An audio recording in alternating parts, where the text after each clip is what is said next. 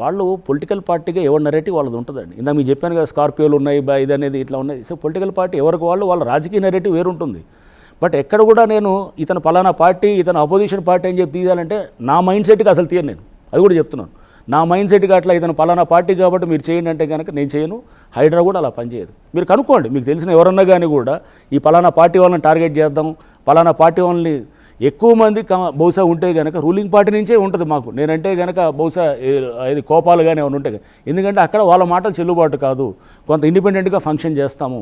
ఎవడంటే వాళ్ళు చెప్పినట్టు హైడ్రా పనిచేయదు. ముఖ్యమంత్రి చెప్పినా కూడా ఏంట్రా మీరు? అరే మీకు చెప్తున్నా చూడండి, ముఖ్యమంత్రి గారు మీరు అనుకుంటారు ప్రతి సందర్భం అందరూ ఇదే అనేది. ముఖ్యమంత్రి గారు మన కూడా అన్నారు, మా మీద అపవాదులు మోసారు, హైడ్రాను ఏది ప్రభుత్వం కలిసి ఏదో చేస్తున్నారని చెప్పేసి ఎన్నో భరించాము.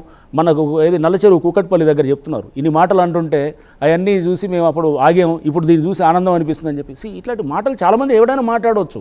ఎవడి స్వలాభం కోసం రాజకీయాలు ఉండొచ్చు, లేకపోతే సోషల్ మీడియా వ్యూవర్షిప్ కోసం ఉండొచ్చు, లేకపోతే ప్రశ్నించడం పేదలు అని చెప్పి మనం మాట్లాడుతుంటాం కదా, బయటకు మనం చెప్తూ పేదలనే బిల్డప్ చేస్తూ వెనకాల నెరిగే కథలు నడిపిస్తూ జరిగే ఇవన్నీ కూడా ఏదైనా ఉండొచ్చు.